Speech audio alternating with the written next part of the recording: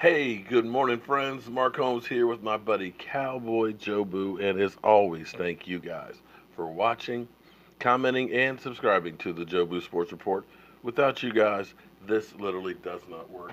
Let's get open for business here this hump day morning, and thank you for joining this edition of Don't Sleep on the Dallas Cowboys because you literally cannot sleep on the Dallas Cowboys. Things can happen late in the evening, late at night, first thing in the morning, so you want to be up to speed with all that is America's team. Man, I am still living in the afterglow of that victory. And it's great, just like the New Orleans Saints game was. But if we are going to have the ultimate satisfaction, and that being going all the way, we still have some things we have to fix. But before I get to that, I've gotten some text messages, some emails, and some comments about this right here. That Eagles towel. I get a lot of flack from people because they say, oh my God, you got stuff in here, of other teams. You know what? I won't say that I practice voodoo or anything like that, but understand what they do with voodoo. Like with the voodoo doll, when they stick pins and stuff in it, they have to get something that the person owned to make it work, you know? And maybe it's some hair, maybe it's a piece of clothing in an article, but then they start sticking the pins in it. And allegedly, it controls them. I'm not saying I'm practicing voodoo or anything, but understand, you got that eagle towel in a mini coffin. Understand, I had a New Orleans Saints towel that we stomped on before the game. I don't know if it had anything to do with it. I'm just saying. Maybe it did, maybe it didn't. I just don't want to take a chance. But be that as it may, get over it, guys. So, some good news with Zach Martin. Zach Martin is day to day right now. Zach Martin has been playing with the sprained MCL all season. He's been wearing a knee brace, and the guy is a flat out warrior. Now, more than likely, he's going to sit out a game or two and try and get him in better shape for the playoffs. The reality is, we could lose out and we still have an 80% chance of making the playoffs. That's where we're sitting right now. Believe it or not, all we have to do is win one game, or the Eagles or the Redskins lose one game, and we're in. So now you don't want to lose focus on the teams that are in front of you. But now you have to start making decisions towards what's going to be best for the health of this team come playoffs. Playoffs? You're talking about playoffs? Yes, I'm talking about playoffs. And that's where you have to start looking at which guys are we going to start trying to rest and get healthy as much as possible. Which guys can we let start playing and getting some action so we may be able to use different combinations and stuff. And you're going to start getting some more players back. Hopefully, at some point before the end of the season, we have a David Irving sighting. Tavon Austin should be getting back on the field sometime soon. Um, and Taco, who had a shoulder injury, who was inactive last week, basically has to earn his way back onto the roster there. Um, he's not a happy camper right now either. He posted on Instagram basically the Allen Iverson. We're talking about practice. Yeah. So we'll have to see how that dynamic goes.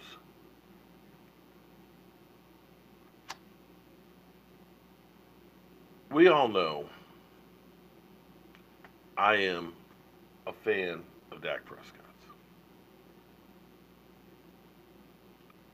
I believe in him, and I know he needs to get better. But I look at the course of this season from where we ended up last year to this year and say he's improving.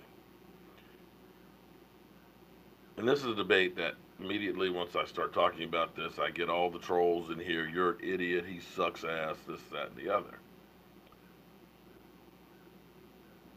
I always hear about what other quarterbacks you would take over him.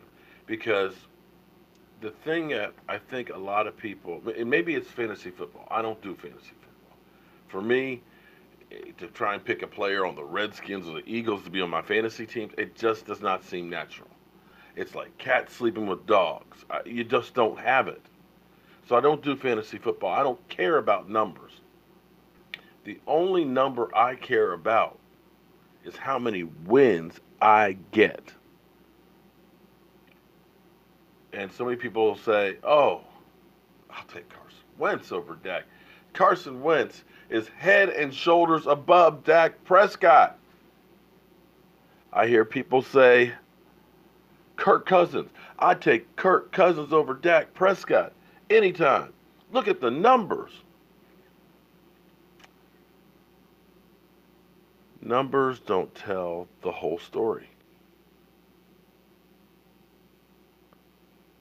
There's some guys that are just winners. Numbers be damned.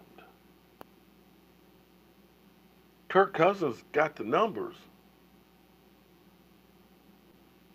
But what does he win? Kirk Cousins, when it counts the most, not there. Carson Wentz, yeah, he's got numbers, but right now, Dak Prescott, they're winning them head-to-head against him. What's interesting, and people just seem to discount this, or they'll just say, oh, well, you know, Dak is only winning because he's got a running game and, you know, the defense and things like that. But they didn't say that about Carson Wentz last year. Because last year, the Eagles had a defense, and they had a hell of a running game with Jay Ajayi and Darren Sproles. I believe third best in the NFL. Yet, they didn't credit the defense over there. They didn't credit the running game. They gave all the credit to Carson Wentz. Now that the defense is leaking like a sieve, and the running backs are all hurt, they're not putting the blame on Carson Wentz. Here in Dallas, we have the exact same scenario that the Eagles had last year. We have our running game back.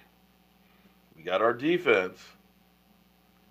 And they're giving all of that credit to just those guys. Amari Cooper, he must be passing the ball to himself. It's not our garbage-ass quarterback.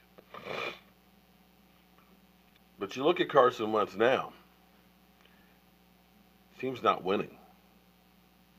They could conceivably end up with 6-10, which would tie the worst record for a defending Super Bowl champion. Yet, they don't talk about Carson Wentz being a garbage-ass quarterback.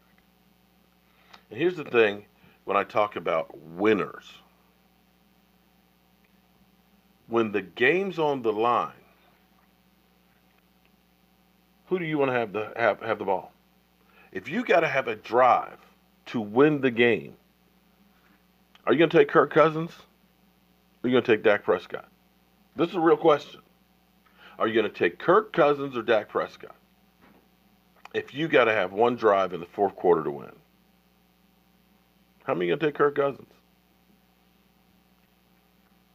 If you got to have one drive to win the game, who are you going to take? Carson Wentz or Dak Prescott?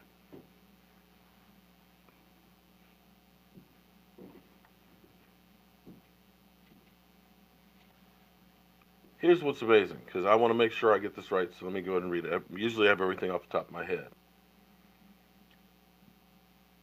In game-winning drives, Dak Prescott leading the team. 13 of 9. 13 wins, 9 losses. 5.91. Carson Wentz, 4 times wins, 12 losses, 0.25, 25%. Does that surprise you guys? Because we always talk about Carson Wentz and the numbers and how great he is. He led the team to got him in position to go to the Super Bowl and everything. Yeah, I get that. But he had a great defense last year and a great running game. Now, nobody's saying, well, what about Carson Wentz? If it was truly just the quarterback, if he is so great, how come they got 6 wins?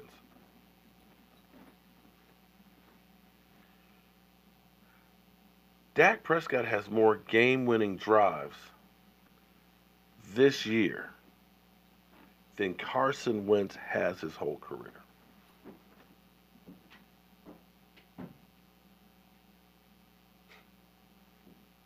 Yeah. And the amazing thing is, on those game-winning drives, when the most pressure is on, where it is do or die, if we do not make this drive, we lose. His QBR is 83.1. Carson Wentz, 60. And since 2006, that is the highest QBR in game-winning drives in the NFL. Number 1, that's better than Tom Brady, Russell Wilson, Kirk Cousins, Drew Brees, Peyton Manning. That's it. That's the list. Dak Prescott is number 1 on game-winning drives in the NFL. That is clutch. That is when the chips are down, when I got to have it. We're pushing the easy button. Dak Prescott leading that offense. So again, I ask you, if you got one shot, one opportunity, who are you going to put out there to win the game?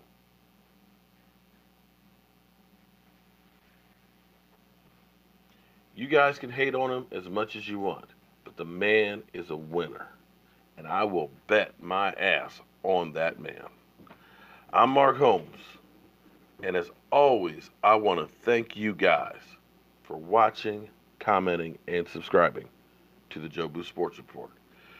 We're going to be at Lucky's this Sunday. We're going to be doing some giveaways. We've got our Emmett Smith books here. We actually have some autographed T-shirts that we got from, look at this, Ed Too Tall Jones, Zach Martin, Travis Frederick, Jeff Heath. We're going to be giving away some prizes. If you come by and say, hey, man, I'm a subscriber to the Joe Boo Sports Report, we're going to hang out, and hopefully our Cowboys get the win against the Colts, and we can all celebrate together. So check out on Facebook, on Joe Boo Sports Report. I've got actually the event has the address, the location, all the details, and everything else that's on there. So if you're in the DMV area, come join us, and let's show everybody how big the following is for the Dallas Cowboys here. I'm Mark Holmes, and I'll see you guys soon.